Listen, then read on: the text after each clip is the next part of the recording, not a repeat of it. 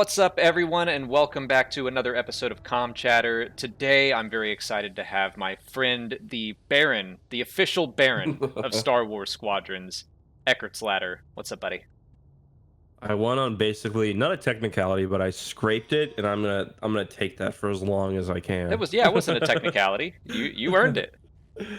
Yeah, it was close, but thankfully they were just going for pure kills, not I got a lot of deaths. I was flying crazy, so yeah, thank you. Thanks for having me on. I'm very excited.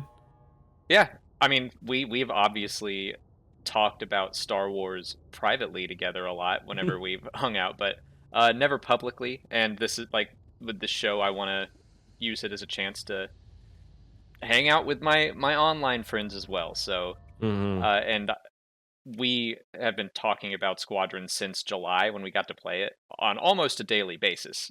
Just like Yeah. messaging each other, being like, "I still miss it." I still miss it. Yeah. Yes, Lost Lover. Yeah, I remember those days pretty fondly, and the second beta we did, especially where we had it for like a week, that one was hard. Where they just took that away, and then it was no more. But yeah, it's like I've been excited for a game like this for a long time, and now you've got. I guess the show's kind of like when you explain the premise to me, it's almost like a Hot Ones type of thing, Kinda. where like you put people under a little bit of like some sort of external pressure, and then just see how they answer. Yeah, like not nearly as compelling. No. But Oh well, I was gonna say not nearly as much. I thought you were gonna say not nearly as much pressure. both, yes. But Yeah. yeah, it's just something to like preoccupy the mind while we talk. This is only the third episode I've done, and we've been playing against like AI, just to warm up. But I mentioned that to Eck, and he was like, "No, we're playing against people." I was like, "All right, we'll do that the whole time. That's fine with me." Yeah, I was like, you can tell them that I insisted that I was a diva, but I thought you'd probably go for it as well. If there's one word I could use to describe you, it's diva. Yeah, Yeah, I get that for a sure. lot. Well, while we wait for this match to go in, I'll just start with some of the generic questions, the ones you get asked on every Star Wars podcast. But like, Okay. how did you originally get into Star Wars? When did your fandom start?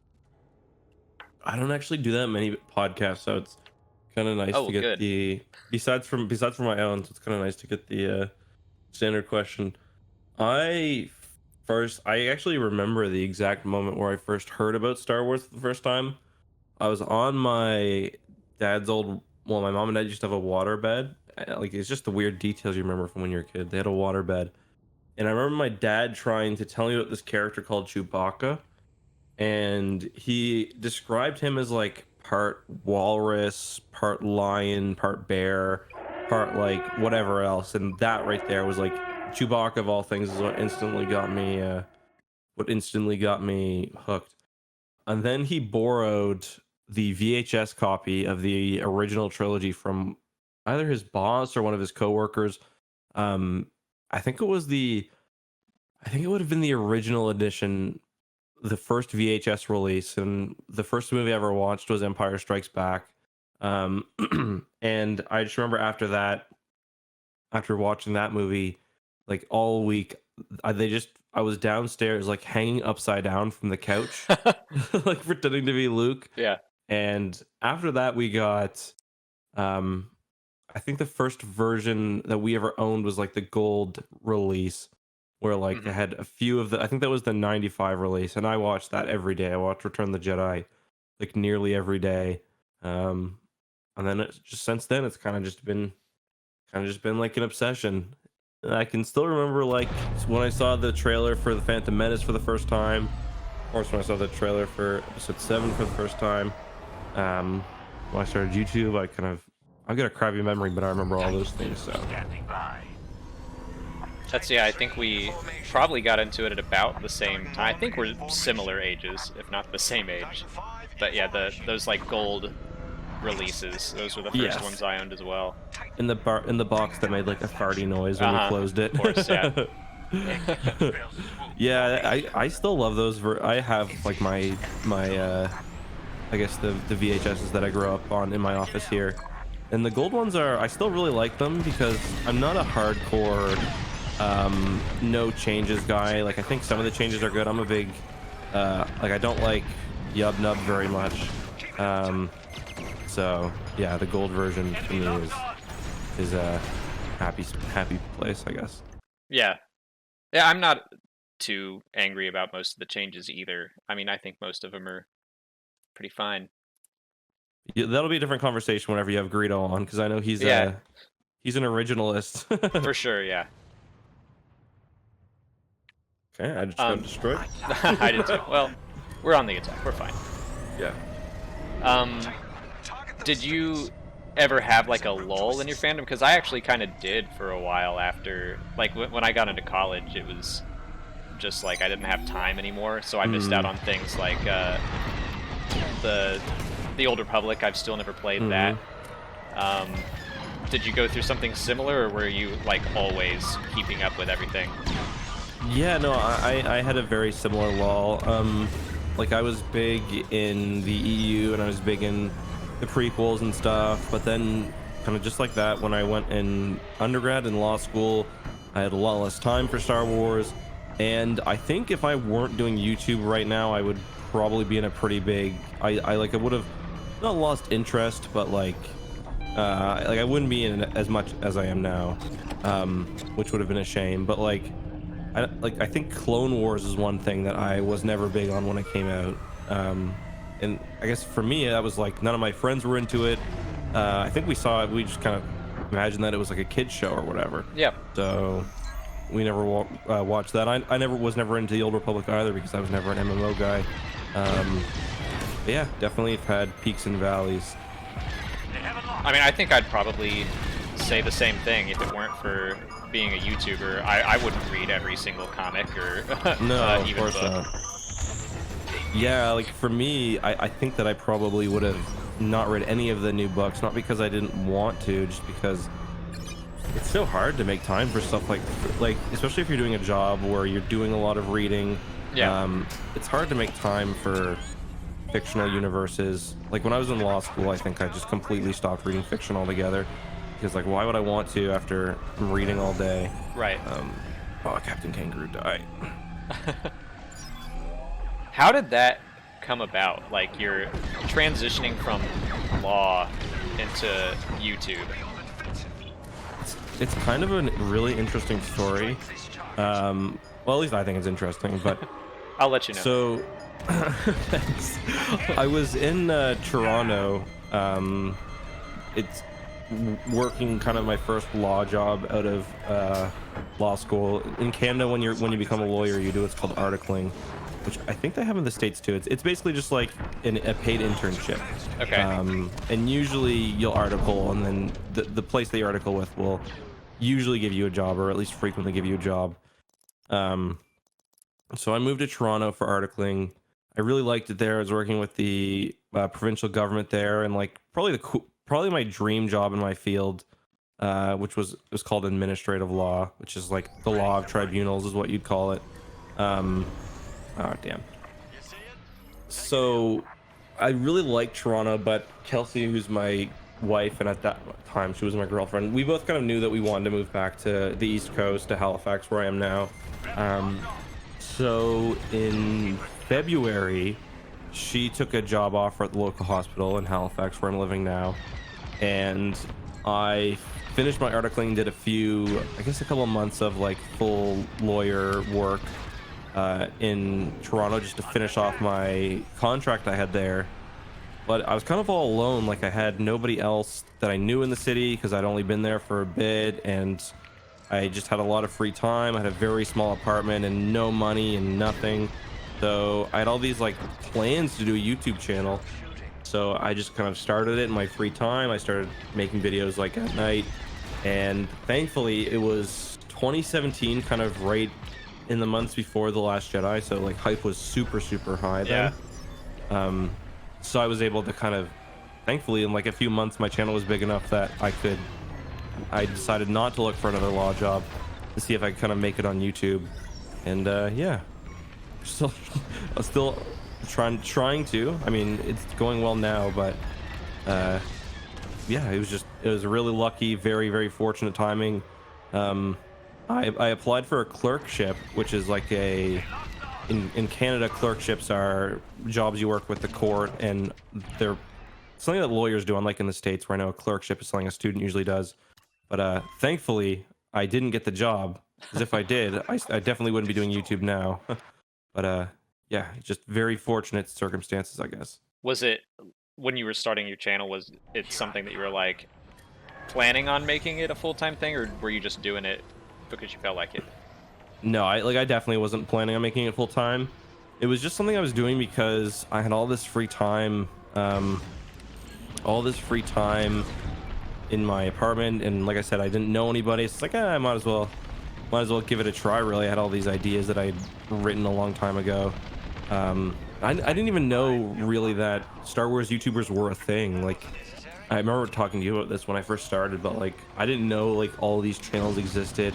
I think the only channel that I was aware of was Space Doc, because I'd watched one of his videos before.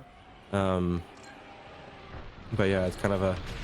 I definitely didn't realize I could go full time, and I didn't tell my girlfriend at the time, now wife, as I said, about my channel until like I was already kind of making enough money to think about quitting my job or not getting a new contract. Yeah. So that was an interesting surprise for her. She's like, "You're doing what?" I mean, I did she take it well? She did. I mean, she thought it was like a little not weird. I guess she thought it was weird that she didn't know that I was like spending, you know, it was like Yeah. 30 hours a week working on videos or whatever. She thought I was just playing Xbox or something, I guess. But yeah, she took it well. She was cool with it. She supported me, kind of giving it a proper go. My family, I told them a little bit later, and they were like, "We were wondering what you were doing." My sister thought I was selling drugs. My cover story was that I also had a job where I had like a resume writing service that I was a part of. We had like a full website and everything. So I don't know why I was really hesitant to tell people that I was doing YouTube. But yeah, people just thought I was writing resumes full time. I think I don't know if I could have passed up like a job like that, like a sure thing for YouTube. So that's, yeah. It took me a lot of thinking and convincing from Molly, honestly, to finally go full time on YouTube. I was just like, there's no way. Even though the channel was doing pretty well, I was like, there's just no way.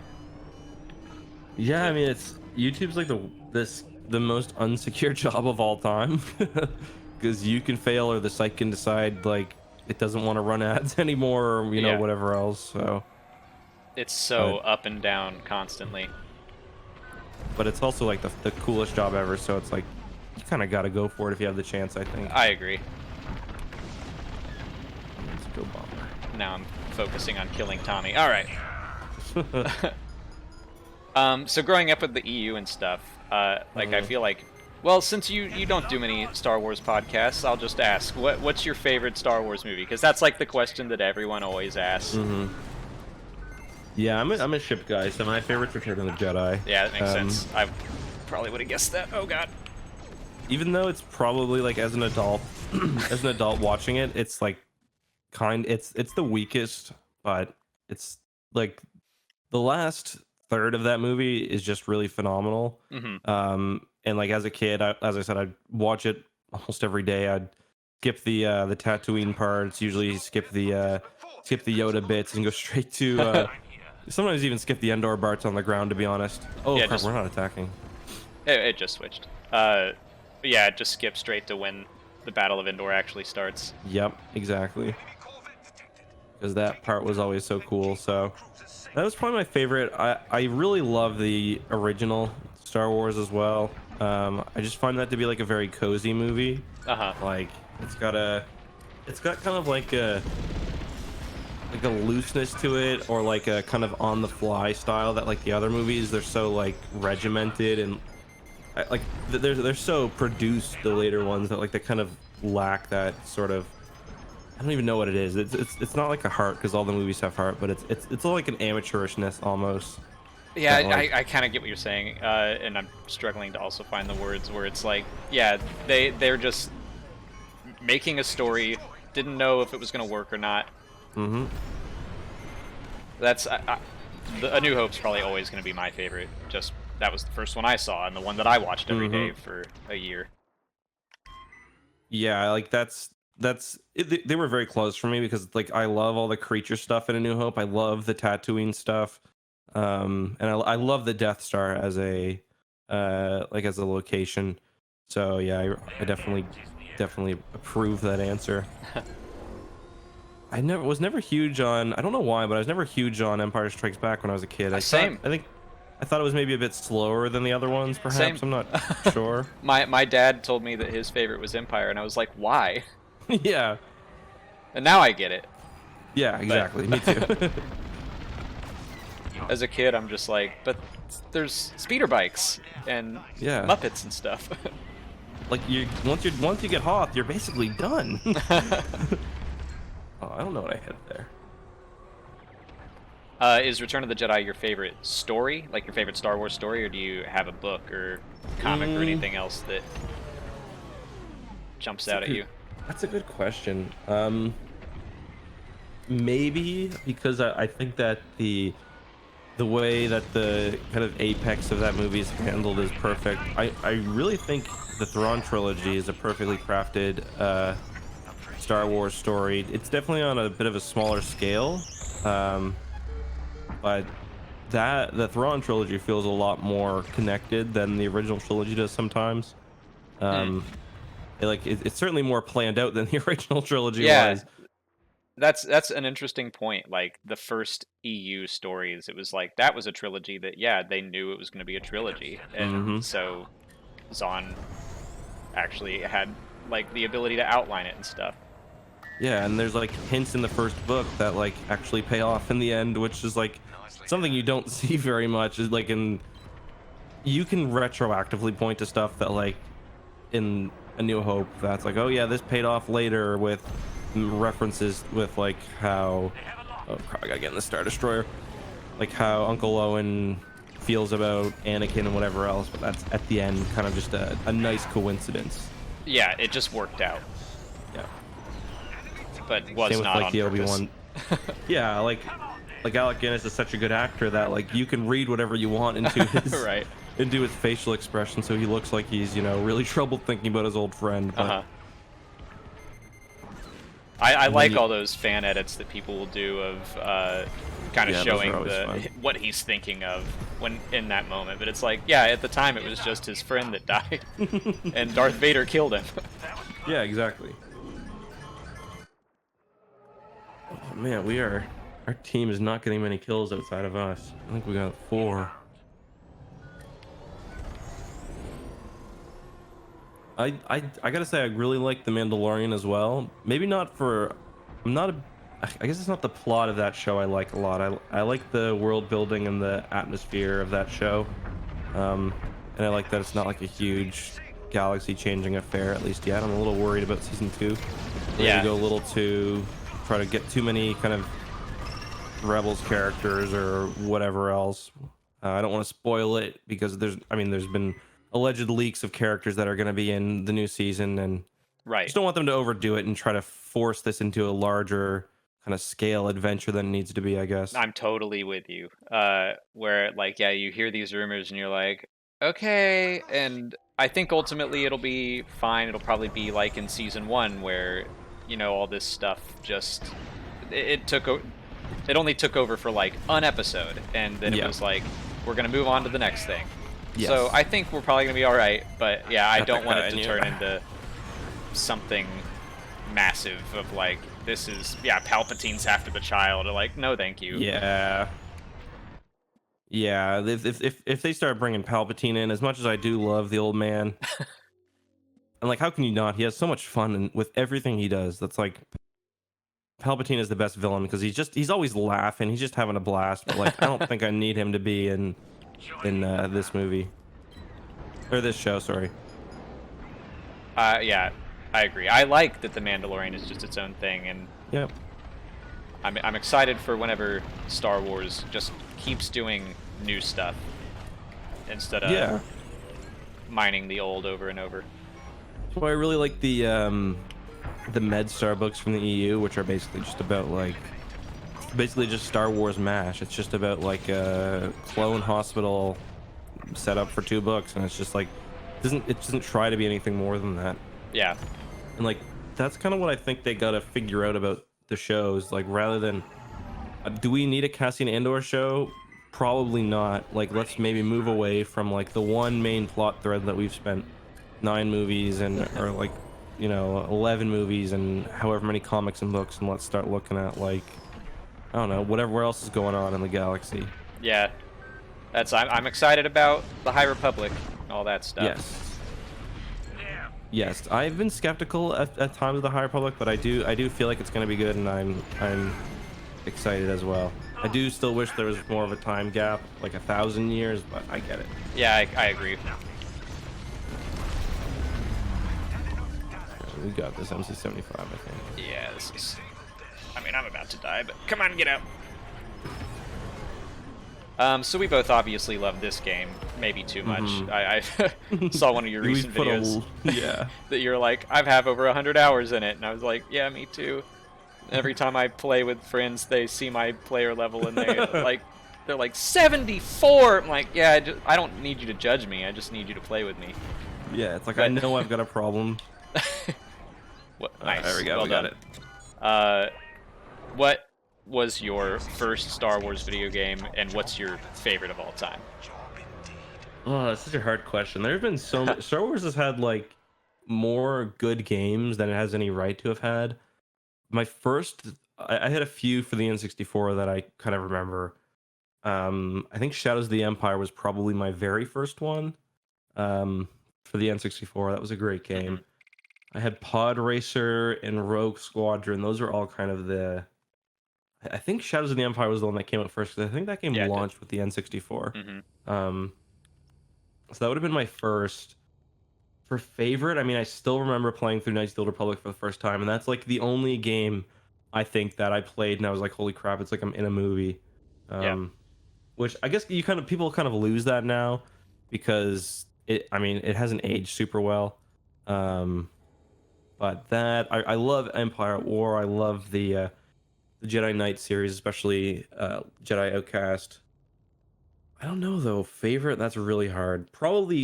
It's probably got to be Empire at War, and that's as an adult. But as a kid, probably KOTOR. That's if I were to guess, I would have guessed Empire at War. Yeah. I mean, like I basically made my second YouTube channel started off pretty much dedicated to Empire at War, which is crazy considering it came out, 2006, I think, same year as I think it was 2006, same year as Return of the Jedi, and it's still got so many active Steam players and a dedicated modding scene and everything. It's crazy. Looks like I'm going support this time. Okay. Oh, okay. I try to wait and see if someone else will do it, and I'm like, okay, I'll give it a go. That's Empire at War is one that I've played it maybe once or twice a long time ago. I never got into it, but I should try it. I mean, it was the same with me really. Like I didn't have a computer to play video games on when I was a kid, or even when I was an adult, and I still wouldn't were it not for YouTube. So I'm kind of going back and playing through like a lot of the games I missed. Like I played through X-Wing Alliance not that long ago. Empire at War. I played through the Dark Forces, the 2 Dark Forces games, and then the rest of the series. Just how you did a lore play on. I hope you do another one of those soon. I need to. I need to just take the time to play an old game again. Yeah, I mean, you did Dark Forces 1, right? You could. Yeah, always I need to do 2. Yeah, 2 is much. There's a pretty big, like technological jump between 2 and 1, even though it's only like a year. Like 2 is much more modern. You know what I miss about those games that I feel like Lucasfilm is overly too cautious about now is having multiple endings. And yeah, I agree. I love that you can be evil, dark side Kyle Katarn at the end. of Yeah. Dark Forces 2, or in KOTOR, things can go a number of ways. But Yeah. I want them to just do that again, and just you can easily be like, and here's the canon version. This is what Hmm. actually happened, but you can play around in here. Yeah, we've had this discussion in real life a couple times, like how it feels like they're a little too concerned with like making things canon when it comes to video games, where Mhm. like fun should be number one. Like Yeah. when it comes to something like Shadows of the Empire, it's like if you're trying to make it like as good of a story as possible, I don't know if you make one with Dash Render. He's basically just discount Yeah. Han Solo. That's maybe a bad example because I know Shadows of the Empire was a whole multimedia thing, but like even like The Force Unleashed is a really good example of like something that isn't really consistent with like the rest Hmm. of canon, but it's fun, so like you might as well make it. Yeah, they were just like, hey, let's give the player like just like take the force and dial it to 11 because it's fun. Yeah. And yeah, it makes Starkiller way overpowered. It Hmm. doesn't really line up, but it's fun. And Yeah. but on the flip side, you still like I think a lot of people ask me these questions like specifically to uh like in a snarky way to be like, answer this now. So like Hmm. in this game, when you're fighting Anvil Squadron at the end, it's like, how can Anvil Squadron have like 70 ships? Yeah. Like, well, clearly it's a Yeah. game and they're just sending wave after wave at you. I've been meaning to post it or make a meme about like the how many times I have to teach you this lesson, old man, with Anvil Squadron, because it's like there's like 100 ships and you just yeah. Squadron definitely has a different meaning in the New Republic, I guess. Yeah. Um, but like the old games still managed to have like a pretty good level of the like EU integration, or like they tie in pretty well because like in Dark Forces 2 there's like a Mara Jade DLC. So it's Yeah. like they could at times, do their own thing, or in other times they really embrace the overall story. Or like X-Wing Alliance is like basically half the ships are stuff or are ships established in the prior EU, and that's really cool. So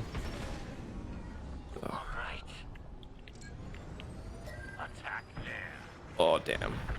Oh, I've got me. Survive! Oh, I think I healed someone and crashed into him. He's alive though. You've got to try the ion torpedoes at some point. Oh Um, yeah. I've and you can actually run them from support as well, and support gets 3 of them. Oh my So god. it can Yeah, make that them sounds good. very, very useful offensively. Last little like generic Star Wars question: who is your favorite minor like Biggs level character? Someone just not like a Luke or a Leia or Han. Hmm. Who's someone that you don't think gets enough credit that you love? Okay, I gotta think movies, but while I'm thinking of movies, I really like Talon Card from the expanded universe, I think that's a great and answer. Yeah. Tycho Selku as well, who's even a more minor character, I'd say. But from the movie specifically, there's so many like random side Imperials who I think are really fun. Like the guy in A New Hope who they basically barge into his office and knock him out. I forget his name. Paul Treatum. Yeah, Paul Treatum. Yeah, I think he's really fun. He's got good hair, so that's cool. I think though, there's definitely. I don't know. I'm gonna think about that maybe. And I'll come back to you once I think of a good one. It's a All good right. question though. Yeah, we can save that for the. Oh, I have no countermeasures. Save that for the end. So outside of Star Wars now, like you talk about a lot of different fandoms on your YouTube channel, not just Star Wars. Is Star Wars your favorite like Yes. universe? Okay. Yeah. Then what's your second favorite? Star Wars is like my favorite, I'd say by far.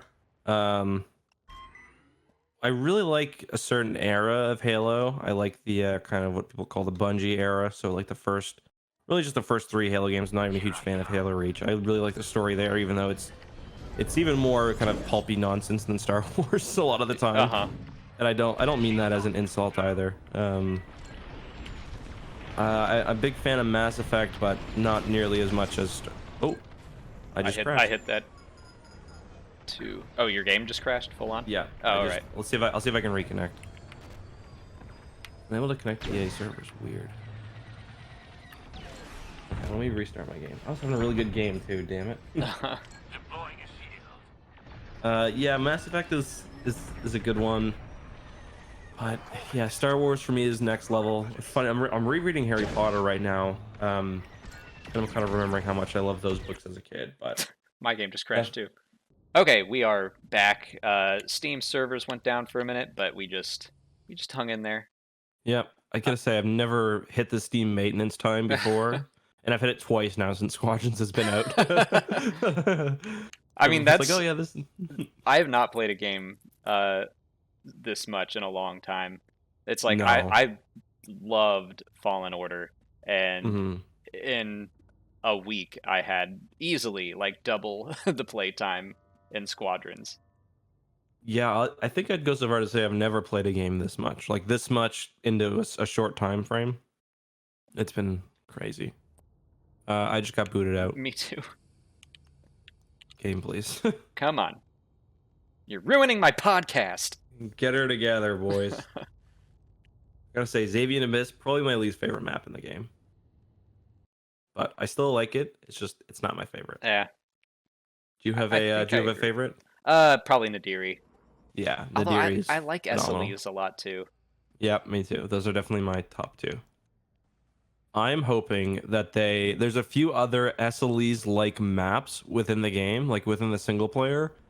One is the Hosnian Prime map. The other is like the Fondor Shipyard map from Battlefront 2. Hmm. Just put those in multiplayer. Like they're done. I know that there's like more than just game dev fairies waving their wands and bringing it in, but just get it in there. A couple more maps, all the work's done. You just gotta put the resources towards it. I don't know. I think it'd be worth it. Yeah, I definitely hope that there is obviously future support for this game. That Yeah. something you said we should talk about, and it is Squadrons adjacent is Alphabet Mm. Squadron, because that was Yeah. uh, a while back. Like Yeah. the first game or the first book came out, and I loved it, and I you were like, remember. eh. Yeah, I was messaging you about it, and I was like, man, I am really struggling to get through this book. Um, and after I did read through it the first time, I just did not leave with good impressions. I was not a fan at all. Um, I think it was the writing style of the first one was maybe a bit too, I don't know, maybe like flamboyant or wordy. I'm not exactly sure, but something about like Alexander Freed's writing style in the first one didn't quite catch me. And then I think once I got over that, I discovered that I really, really love the book. It's kind of like I kind of had that same issue to like a much more with Aftermath, Mm, where Chuck Wendig has like a very he's got like a especially in the very first book. yeah, it's like I like the book, and if Chuck Wendig ever watches this, I don't mean this as an insult, but the writing style in that book is a little obnoxious. Um, but yeah, I don't know. When I read it a second time for TapCaf, which is the podcast I do with Corey from Corey Loses, and I was like telling Corey beforehand how like I'm really not looking forward to this book. Like it's like I really disliked it the first time, and then yeah, I was a huge fan, and then I like the second book even more. So I I'm wonder, like, because I kind of had. Did you read Twilight Company? yeah. What did you I think of think that one? I honestly don't remember. Because I remember reading that one and being very excited about it, and just not being all that into it. Yeah, And I kind of want to give it a revisit because I really yeah. liked Freed's Rogue One novelization. Mm-hmm. I loved Alphabet Squadron. I really liked Mm-hmm. Shadowfall, and I'm like, I probably Mm-hmm. need to go give that book another shot. Yeah, I mean, Catalyst was really good, and but well, that was him, right? That was Lucino. Oh, that was right, that was Lucino. Yeah, yeah, it's I don't know what it was. I can't really. I think part of it was I was expecting X-Wing 2.0 or like the Sure. old Rogue Squadron books, which it definitely is not. It's like, and you'd think it might be because it's a similar premise, but it's much more serious of a book than those ever were. And the way that the characters are handled is much different, and I guess I just didn't appreciate that the first time because I was too kind of I was being kind of bogged down by my expectations a bit, I think. Sure. Oh my god, TIE bombers are so strong. Survive. But I will say too, I also just reread the Darth Bane books, and I remember not liking those. And on my Really? second read through, I still don't like those. Really? I love those Yeah, books. I really, Oh. really, it was a struggle for me. Hate's too strong of a word, I'd say, but I really, really dislike. No, that's too strong. I think I put them all in like C tier, whereas like Alphabet Squadron 2, I think was an S tier, like Plagueis and Last Command. Those are like a few of my other S's. So like, yeah, What is it about really Bane? didn't. Like those are books that I tell everyone to read if they want to get into Legends. What is it about Bane? I guess I just don't find characters who are purely evil very compelling, I think is part of the problem. For me, I get what, and those are books that I completely understand why other people like them. And I really like the world building and stuff in the first book especially. But I find Darth Bane to be like a little too grungy. Like he's a little too like a little too I don't know. I'm not a huge fan of the character, I guess. I don't find him I would say that I think the first book is by far the best because I would at agree that with point he isn't just evil all the time. Like you kind of get his downfall a bit. Yes. But I can see that. It's like I'm not expecting like Star Wars characters, especially villains, to be relatable. And Palpatine is evil purely for the sake of being evil, but I guess with Bane, it's like I'm always expecting there to be some sort of something. I was expecting there to be just something a little bit more to his evilness, I guess. I wanted to be somewhat relatable or at least human in a way. Whereas I give Palpatine maybe a bit more flack just because he is like the big bad and whatnot. But like I think I give the first book a B, and then after that I think I give the other two C maybe. Yeah, I wouldn't say that's a hate. Yeah, I was putting it a little strongly, but it's not like Children of the Jedi level even. Is there any Legends book that you remember reading that now you see people rag on it and you're like, well, hold on now? Because I remember that's an loving interesting The question. Courtship of Princess Leia. And I still do love that book. I haven't think read that's it. a really good book. I haven't read it in a long time, but I remember loving it. So I should give it another You should. visit. The thing about Courtship is it's pretty much just a fantasy, like a traditional fantasy novel with Star Wars characters, which is kind of cool because like they spend most of the time on Dathomir, right? And you know there's witches but I mean it's kind of interesting because so much of that book like actually stay in the EU, like the Hapens and stuff. Yeah. And the Night Sisters, but I'm trying to think of a book that I really that's a really good question. I guess this doesn't quite answer the question perfectly, but I think a lot of people don't give like Legacy of the Force enough credit in the whole Jason Solo stuff. It's not so much people rip on that. I think they kind of just dismiss it, which I think is a mistake because those are really good stories. Jason Solo was basically a more fleshed out version of Anakin's fall, and I know Corey will argue that to his death because Jason's his favorite Star Wars character. But yeah, I don't know. That's a good question. Can't think of any other than that really. Or have you experienced the opposite, where maybe there was something that you really didn't like in the old EU, and then doing your Tapcath, did you come around on it? I'd say Alphabet Squadron has been my that's obviously not old EU, but that's definitely been my biggest like man I was way off about this moment where like I did a complete 180, and now I think Alphabet 3 is probably my most anticipated Star Wars book. Oh yeah, Probably I by a can't wait to read significant that. margin. I mean, my opinions changed on a few things, but like I still really disliked Children of the Jedi. I'm not excited for Crystal Star. I'd say I gained more appreciation for some books that I already liked. Like reading the Thrawn trilogy again, just I don't know how many times I've read that, but every time you kind of pick up something new that's really clever. um I'd say I disliked Dark Empire more than I remembered, but I Mm. liked Dark Empire 1. I think Corey and I both agreed on this. Dark Empire 1 is we thought was pretty good, but then they kind of unnecessarily kind of add extra onto it. Dark Empire 2 is at least workable, but then Empire's End is just pretty bad. That is, I remember you talking about this, but just how much of that story wound up being kind of relevant to the new canon Oh is yeah, so shocking. it's you could realistically call like the new movies basic, or at least episode 9 is essentially a movie form of that comic, like down to Palpatine trying to inhabit the body of future. It's Anakin Solo in the comics. It's Ben or Rey in the movies.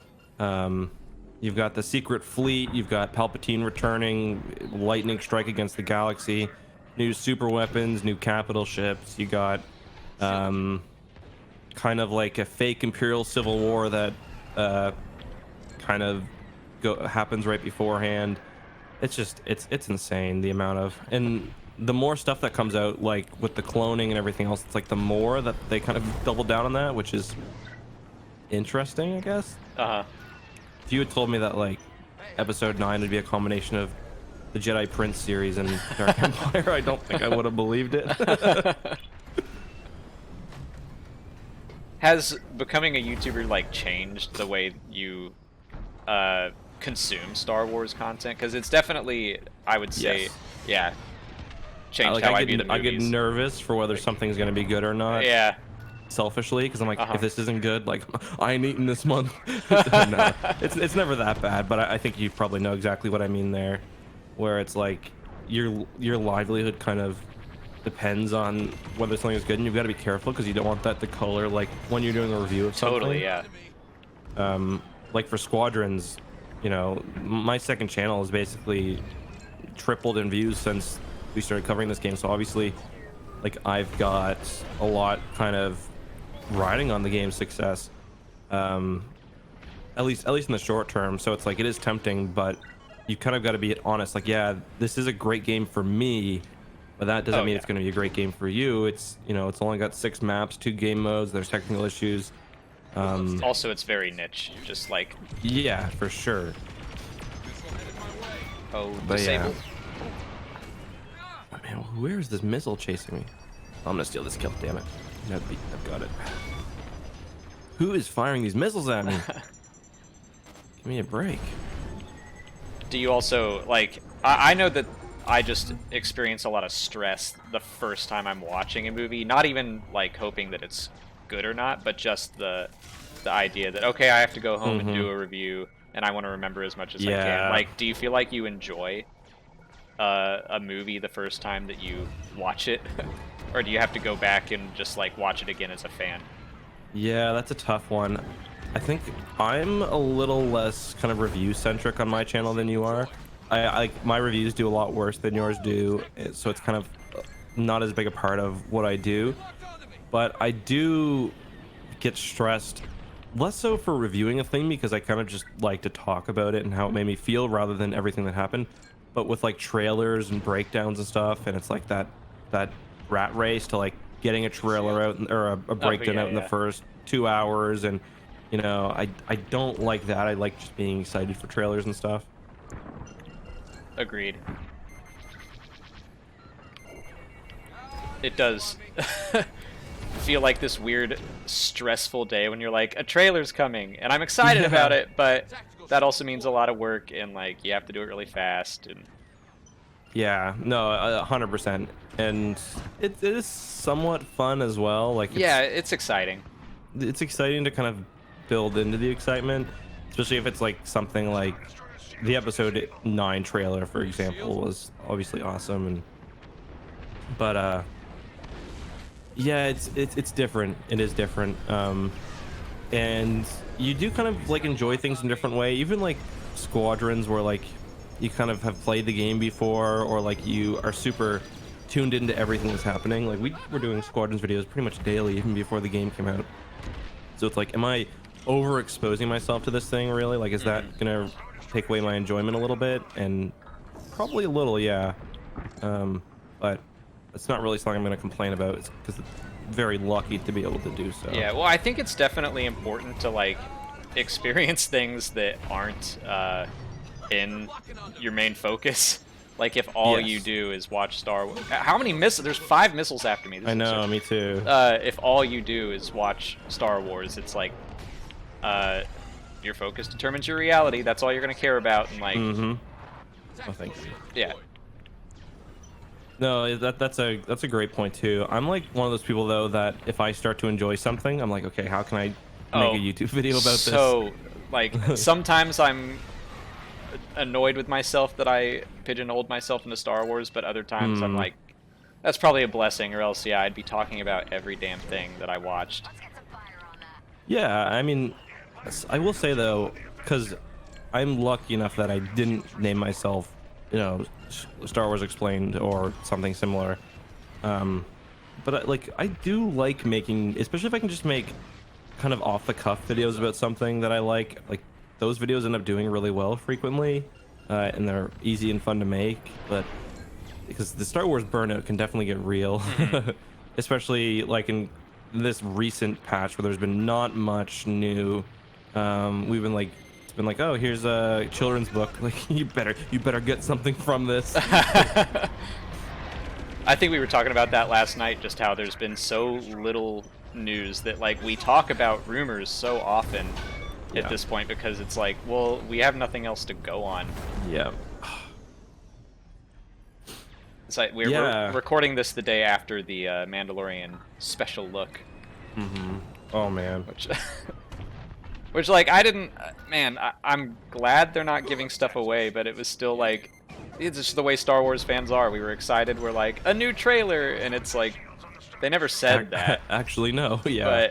But still, we got our hopes up. And yeah, I mean, that was a tough one because I really like that they're confident enough, and I kind of tweeted about this too. I like that they're confident enough to just rely on this is going to be good, and we think we can hook you with the actual episodes. It's like same with season 1. Like, you know, there were definitely some big internal discussions about like, okay, do we feature Baby Yoda in the marketing, or do we hope that it picks up enough so that Baby Yoda, you know, enough people will watch episode 1 based on its premise, and then we get Baby Yoda and the surprise is worth it. And it's like they showed a lot of restraint there, and I think their confidence was probably well placed. I'm hoping it is too with this season, but it also was, in my opinion, just a kind of shitty trailer, because you can keep the plot of the season under wraps, I think, without showing us nothing or recycling footage, which was my main problem. Was just recycled footage and a lot of Mando walks aggressively or whatever else. Yeah, I was most surprised with like, and I'm still kind of baffled by it, that they brought the blue guy back, the Mithril. I'm like, yeah. I don't know why they included that one shot of him. I don't know. It's, like, it's just so goofy to me. Like as if he was like fan favorite. Like, right. Guess who's back? And that's what I'm really confused about. Is, oh my god, what I hit. I'm like, what's the point? I'm sure there's a point, but. When is Mando gonna be like, you know who we need? The guy with the glands. Yeah. Yeah, I don't. I'm interested. I mean, I really liked season 1, so I'm happy they're taking some of it back. But that was, if you would have had me bet on who's coming back, I don't think he would have been even close. No.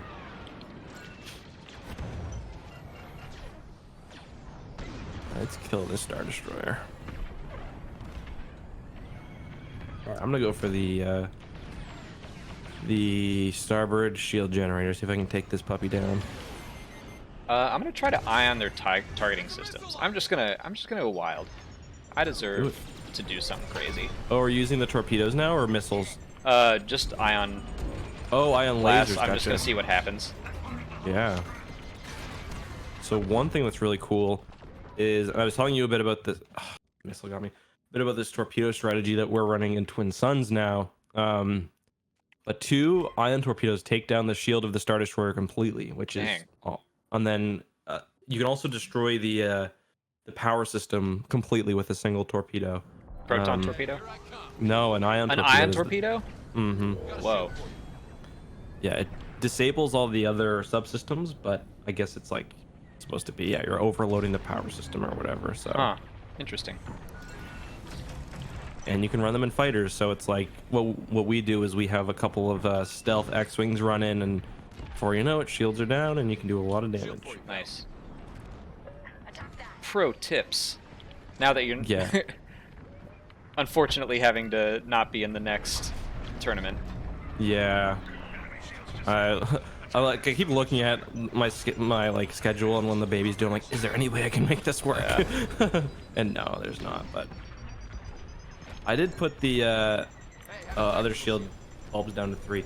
I did put the X2 crew to, like, I put them forward as a name. I was like, if you guys want them, like, Charlie can do it, and I'm sure Shaq and the others would be happy. But yeah, I think they're gonna go with somebody else. I'm not sure though.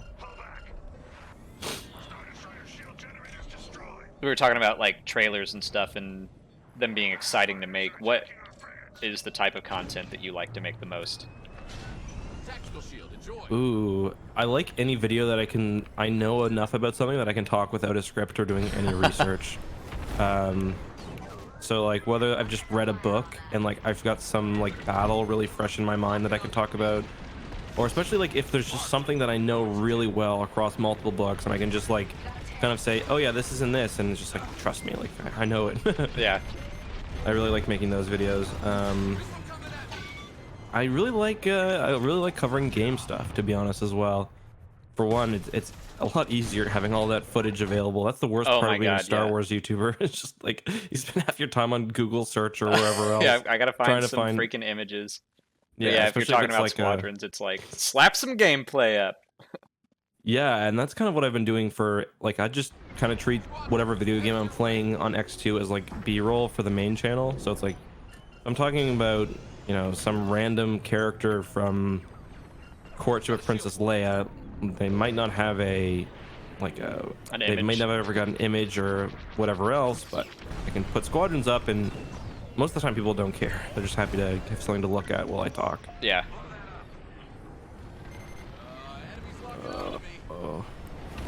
Have you always been a big gamer? I guess not huge. I mean, I was really into Halo 3 when that came out. That was like probably the game I'd played the most before now. I'd always had my one game, but like if I weren't streaming now, like I wouldn't have time for gaming, and I don't think I would make time for it either. But that's kind of also why, actually, I'd say that's the main reason why I made the second channel. I want an excuse to play Cyberpunk, for one.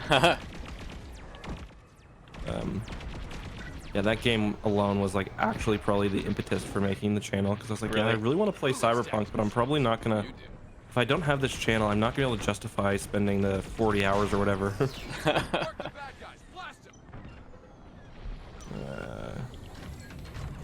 Actually, it was probably the Game Changer program, which kind of made me want to do more with gaming stuff.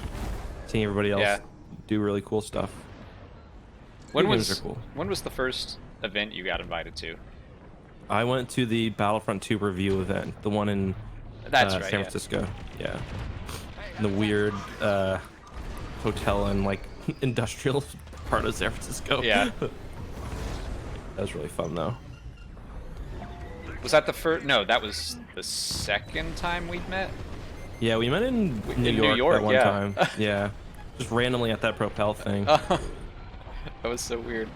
Yeah, that was really weird. I remember I was there, I think with Kelsey, because I think I saw you a couple times there. One just like going to sign up, and I was like, oh, that's Alex and Molly. I gotta go talk to them.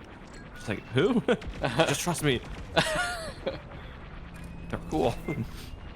You didn't know. Yeah, now she doesn't come to any of my events anymore. I think that's the only one she went to. That was a fun event though. Yeah, it was New York. Some of the weird things you get invited to. I know, it's awesome. That's the best part about being a YouTuber. You're like an event or doing something that's just like, you're like, how is this part of my job? This is like Yeah. the best thing ever. Oh, nice. We Nice. killed it. Beauty. Darth Babyface. How you doing time-wise? You want to do one more? Yeah, let's do Okay. one more. So I can stream the game.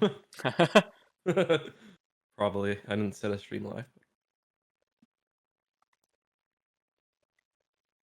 Another. I guess you've been playing against bots, so you've probably had full wins so far, have you? On what now? Like when in the other episodes, have you been doing like full bot playthroughs? So you haven't. You've Oh. done. Like, I was wondering if we could be your first 3 victory episode. We might be, because yeah, I think we did 2 fleet battles when I was playing with Mitch and Mel, the devs, and we only won one of them. Oh man. And then Raul, we played 1 fleet battle. I think we won it, and then the others were against AI. Okay, gotcha. Gotcha. Crazy Yeah, guys. So this game's so fun though. Yeah, I love it to death. I do hope they keep. First of all, I hope someone goes support because I'm sick of that. But... I'd say just live your best life. And you'll dominate yeah, I'm just gonna have fun this time. That's why it's nice playing with Charlie. He's a really good support. Mhm. And you've got that. What's the guy's name on your team again? Ashton, yeah, Ashton, yeah. he's fantastic. That's like I'm trying to just do what he does. Yeah. Whenever I play.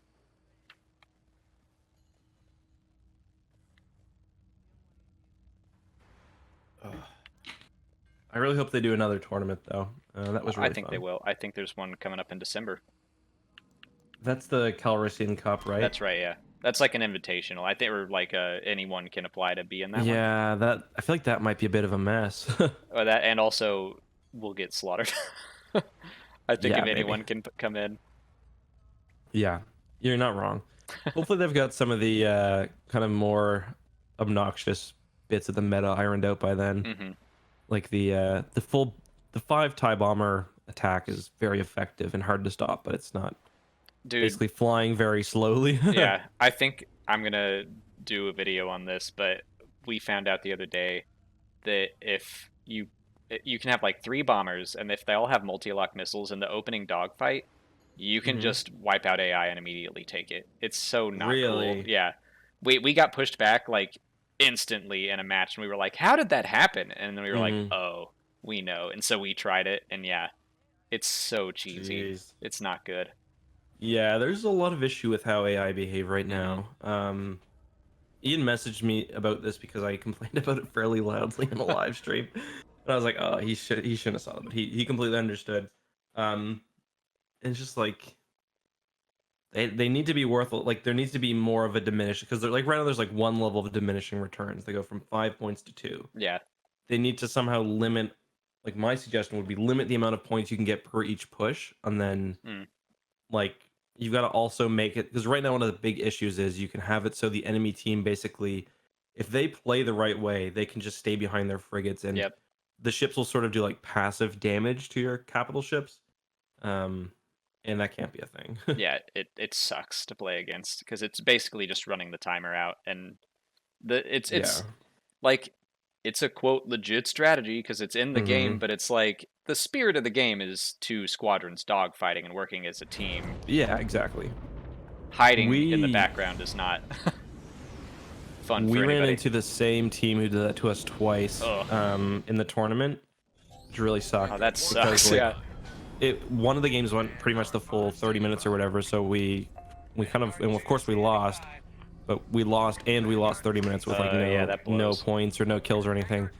And then afterwards, like I was ripping on them pretty heavily because I was unhappy, and they were like, there's one map, I think it's Xavian Abyss, where you can do that, and you can complete like it's impossible to turn them away no matter what you do. And of course we played them twice on that map, and I was like really laying into them on the stream, and of course they were stream sniping us. Yeah. And they had our comms open for the entire game and stuff. and they were like sending me their Twitch VODs and stuff afterwards about how like they literally just joined the tournament to try to make me and Shaq rage quit. So I was like, oh, that's really cool, guys. Fun, yeah. Yeah, here's that attention you ordered. What would you do without me? Don't do that. Don't ruin the game for people, especially when like the ranking system's not even working right now. So it's like, yeah, what's the point? Like yeah, your win doesn't matter. yeah, and once that's eventually fixed, which it will be, it's like you haven't learned how to play the game properly.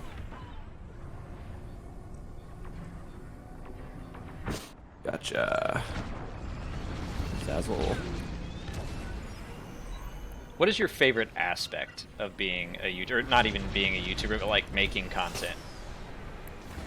Is there something that you think that you're just like freaking awesome at? Oh, something that I'm particularly good at? Not really. No, not really. I'm trying to think of anything that. How did they get our Nebula MB down so much? No. Oh, like, oh my gosh, there's a parasite. Oh, that Whoops, missed him. I think I've got like a lot of passion for it, if that counts. But other than that, I don't think there's anything I'm particularly good at. I just think I really like what I do, and that shows. My favorite aspect of being a YouTuber, though, is definitely the freedom to work from home, to being able to talk about Star Wars all day, and the community aspect is really awesome. Yeah. I like your thumbnails a lot. I think you make great thumbnails. I would agree with that. I think my thumbnails are probably the strongest aspect of my game. Well, I think you do a really great job at balancing like I don't want to call it clickbait, the engagement, I don't know, the enticing aspect of it. Yeah. Because like, I don't know, people equate like the big red arrows and circles with clickbait, and I would disagree with that. As long as the content is not like misleading or misrepresenting anything, it's all good. Yeah, no, I agree with that. That's my approach too. It's like there's a difference between making something that people are interested in clicking on and misleading people. Yeah. With the latter being what I would consider clickbait. Yes. Making a thumbnail that people want to click on isn't. You can call it clickbait, but just generally that's just really doing your job. You want people to watch your videos. Well, I think it's one of those things that a lot of clickbaiters will use the arrows and all that, so it becomes associated with it, but not all red arrows mean clickbait. Oh, someone just hit it with the item. No, totally. But yeah, the red arrow thing is weird. I've told you this story before, but just because I think it's funny. Molly and I were looking at one of your videos, and it was like, I think it was a Tap Cat video, and Molly was like, "Look at that giant freaking," she didn't say freaking, red arrow on that, and it was just like the Executor, but like it was a ship, and she was like, "Oh, that's a Super Star Destroyer." I just thought that was so funny. I mean, he has no shame. Look at that big ass arrow. oh, that's a ship. Yeah, that's funny. The red arrow thing is funny because it does like tangibly have a benefit for some reason. Like people will, they'll follow with their eyes even if they don't mean to and they know what it's doing. The problem is like if you're pointing a red arrow to something that's not going to be covered in the video, like that's in my opinion that's where the problem is. If you're being misleading, not just making things that people want to watch. Right. Yeah. That's just being a good YouTuber. I feel almost guilty doing it now because like I've spoken out against clickbait in the past, and so now it's like, oh, if I do anything remotely clickbaity, people are gonna be snarky about it. Yeah, that's the trouble. I mean, I've done the same, and I think sometimes I get some heat for it, which I understand, especially like if you're not. For me, it's like when I get it from other YouTubers, that's where I'm like, okay, like come on, you guys all know what the game is. If there's a fan who's like, oh, the red arrow's so annoying, I'm like, okay, you know what, I get it. But it's like if it's like a YouTuber who's like, you guys all know what the game is, you know how it works. As long as it's not misleading, it's. I always feel good when you will occasionally shoot me a message and be like, great thumbnail, and I'm like, yeah, I did it. Usually when I put a meme or something stupid in it. It's funny because those meme videos will frequently just do much better than something you, or even if you just like I'll frequently put a very serious video together. Not, I mean, it's Star Wars, it's not that serious, but like a not jokey video together, and I'll be like, okay, there's like multiple ways I can present this. I can go with a serious title that perfectly explains what's going on. I can make it a little bit funny or whatever else. And it's always the funny videos or the funny titles that people seem interested in. Yeah. I mean, I just need to be better about taking time to do thumbnails. Like, I just don't. By the time I'm at the thumbnail stage of a video, I'm like, I'm tired. And I'm just gonna... Yeah. I always try to get my thumbnails done when the video's rendering. And if it's not done, I'm like, oh, do I really want to spend more time on this? Oh, nice job. Thanks. I was like, we can get one. I was playing with the torpedo strategy the other day, and we managed to kill both of the opponent's frigates on defense. It was really cool. Nice. Because you can just like hop into that 1500 meter range, fire the torpedo, and go home. Everyone's happy. I've been trying to get better at dogfighting with those rockets on the A-wing. It's really fun. Yeah, I've been using that exclusively now since you told me that's what you're running in the tournament. I've been trying it, and that's all I use. The stealth rocket build, it's phenomenal. What's shooting me? I always love whenever you feel like you're being blown up by another player. Like, you're like, oh my god, this guy's on my ass. I can't get him off. Like, who's shooting at me? I gotta select last, and it's an AI. Oh AI yeah, fighter or he's whatever. too good. This guy's an ace. That That always happens to Charlie. Like, he'll straight up mark him too, and he'll be like, this guy's just on me. That happened to us a lot in the tournament. We were like, so do you actually want help with that guy, or should we just continue on with our day? Oh man, I can't kill this tower. There we go. Oh, that's a Nebula B. It's funny too because like I find like they'll really frequently kill you when you're resupplying as well. Like they'll just swoop in, and it's always kind of funny. I'm never too mad because it's just. I am definitely. I have a lot more trouble attacking a Star Destroyer than I do. Yeah. The MC-75. The Star Destroyer is significantly more difficult in my opinion. Especially like the shield gen on the MC-75 is in a really easy position. It's right on like the gills of the ship. Whereas like to get to the Star Destroyer, you gotta fly over the entire top of it, and you don't have as much room to kind of just get in there. And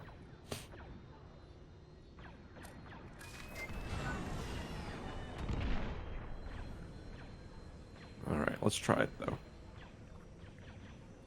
It is cool seeing all the strategies that people are kind of developing. Like there's one spot under the Star Destroyer that you can pop in on a diagonal, and then you can hit the shield generator with a torpedo, and it's just like you gotta fly just this one specific way, and it's just cool seeing people figure that out. Being able to do that. Yeah. The thing I've been doing on streams now is like I'll run at the Star Destroyer full speed and try to drift into the like the someone called it the Oreo folds of the ship. Yeah. It's fun because you can fly around and the ship can't shoot you. You can't do that much damage, but it's nice. We got the power system down. I'm just like stuck under the tractor beam, but not really getting hurt that much. All right, a ship found me. All right, that was good. Going for one of the shield gens right now. Got down to 50, and then I crashed. Excellent.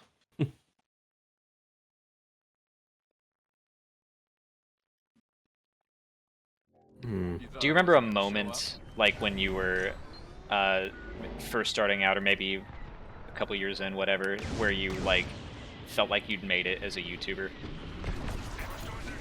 I think like this game has actually been one of the things because like I get a lot of people who recognize me from my second channel, especially when we stream. Like, it feels like most games someone will say hi, which is, for one, if you ever see a YouTuber in a video game, definitely say hi because you'll probably make their day. Oh yeah, for sure. So like that definitely is one of them. Anytime I go to like an EA event, I feel pretty special, or like a games event, or like something that's invite only.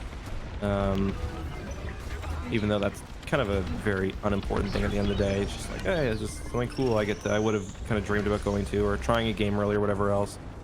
Other than that, I guess like just when people, I guess when I got to a stage on my channel where like people kind of cared about what I said, like they were wondering what my opinion was on something, or I'd see people like referencing my opinion on whether they bought a game or checked out a new book or something. That's always kind of cool. When people tell me that they started reading the books, that always makes me really happy. Yeah, for sure. That's a big compliment, because that means you've basically convinced them to put the next level of effort in. Right, like if I can make someone a slightly bigger Star Wars fan, that makes me feel yeah, good. For sure.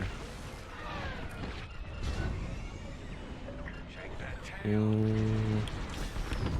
you and Molly get recognized? Like at home ever? Not really. I think that's actually happened once, and it was weirdly like 3 or 4 years ago. Like it was early on. We were at a Halloween party, and I was like playing beer pong against somebody, and they were like, "You look really familiar," and I was like, "Okay." And we kept playing, and then after a while, he was like, "Are you on YouTube?" And I laughed, and I was like, "I mean, yeah, but it can't be that." And he was like, "Do you talk about Star Wars?" And I was like, "All right, you're messing with me." I thought someone was hilarious. like told them to say that, yeah. Testing your ego. I had kind of a moment like that. Obviously, I don't use my face very frequently. Sorry, I just got a message that distracted me. But one of my buddy's cousins is a really big fan of my YouTube channel, which is always kind of weird to hear. But when he told, it was like one of my best friends since high school. So he told him that I was who I was, and I was so excited to have a fan. I just sent him like as much merch as he wanted. It's like, here's like $300 worth of all my merchandise in every size, every color. That's I had a friend who his cousin was like, one day he played me in Battlefront. I think it was the first one, and he was like, "Hey, you're friends with that Star Wars Explained guy, right?" And he was like, "Yeah," and he was like, "Tell him he sucks at Battlefront." That's fair. Yeah, I love you just doing you real dirty in Battlefront. Let me take out this shield generator. Oh man, I love seeing a Star Destroyer just like focus fire on just one person and just ruin them. Rip them up apart. One of my the guy who often, one of the employees at the gas station near my house, I wore my sweater one day and he knew who I was. It's kind of cool.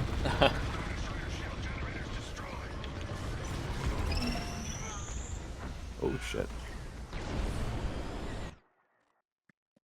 Do you watch much YouTube? Like, who are your go-tos? I think I've asked you this before, but I'm just kind of curious. I don't watch a ton. I mean, like, I watch Funhouse, but even that, like, I don't know. Since the pandemic, I've kind of just fallen off. I don't know why. Have they lost a couple of people? Yeah, there's some drama going on in there. Are they like technically part of Rooster Teeth, or? Yeah. Yeah. Okay. Never keep these. I've seen them before. They're pretty funny, but yeah, I feel that. Nice. Congratulations, Vanguard. The Imperial forces have been defeated. Leading the way in the Y-wing. That is beautiful. I like to watch cooking stuff. Weirdly, like I'm not a great cook, but Maddie Matheson, Binging with Babish, I really like their stuff. I've got kind of a weird one of those too. Charlie was doing research for a Sims video we did on. Oh yeah. So a bunch of the videos were recommended on X2, and I watched some of them. I was like, these women are like incredibly entertaining. So now I just watch like Whenever they put out a new Sims video, I'm watching it. Honestly, I like, really enjoy it. who are they? Because Funhouse did a Sim series a while back that I thought was very, very funny. So I wouldn't mind checking out some more Sims content. There's one called Plumbella who's really funny. I've watched her before. She's like, I don't know if she's Scottish maybe or British, but she's hilarious and really good. But yeah, just once you kind of get in that rabbit hole, you'll probably naturally discover the other ones you like. All right, I'll check her out. Yeah. Well, stop plugging Sims content creators and plug yourself, because we've been going for a little over an hour now. So, Right. where can everyone find EckhartsLadder? You can find me at 4 Privet Drive. No, I'm joking. That's a Harry Potter reference. Reading the Nice. books. You can find me at YouTube on 2 channels. You've got X2 and ECKSTOO and EckhartsLadder. And if you search me, you should be able to find me wherever else. And I'll put Make sure links you in the description, all that. Make sure you follow me on Roblox. Just joking. I don't even know what that is. It's like a kid's version of Minecraft, I think, but there's somebody on Roblox who's got my username, and it's not me. So I get asked about it all the time. It's not me. Oh, that's one more question before we wrap up, just because it popped into my head while we were playing. Do you ever like go covertly and not play as EckhartsLadder on Squadrons? No. Oh, I always play as myself. That's like I have now I'm showing off my Steam name to everyone in the world, so there's me. But I usually play with just that's my Steam name, and my origin ID is Star Wars Explained. But Right. then we did the tournament, and we made the Stash Squadron, like Stash Daddy, Stash Render, all that as a joke. But we're kind of like, oh, this is probably good, because I don't know, people might try a little harder if they know they're playing EckhartsLadder. People do. People do try a little bit harder, but you also get supports who will follow you around sometimes, and it's just cool hearing people. Like, I met a lot of people. It's like most games, I would say, I'll get them like a Twitter DM. Yeah. With like, hey, I just played you. I destroyed you. You destroyed me. Whatever. Yeah, it's honestly so cool. Like, yeah. And even as long as they're playing in a fun manner, if they come in and they're like, man, we just beat you and that was so much fun, I'd be like, yeah, we were like yelling at you. Yeah. But in a good way. Just like, someone shoot that man. When we stream on X2, like, we'll pretty frequently have the people that we just played show up in chat, and that's always really cool. My positive experience have far outweighed my negative ones. Totally agree. I mean, we were talking about like that, the AI kind of cheese strategy, and honestly, that hasn't happened all that often to me. Like most 95% of the games I play, perfectly fun. I think the community around this game so far has been pretty great. Totally agree. Yeah. Everyone check out EckhartsLadder if you don't know him already. All those links are in the description. And thanks so much for hanging out and talking with me and playing, I don't know, while we recorded instead of just playing together. Yeah. That was really fun, and I really enjoyed that. Awesome. So, well, you're about to go stream it, so yeah. So I'm gonna take a 5-minute break, go eat an egg roll, and get back at it. Awesome. All right, have fun, everyone. Thanks for watching. May the Force be with you.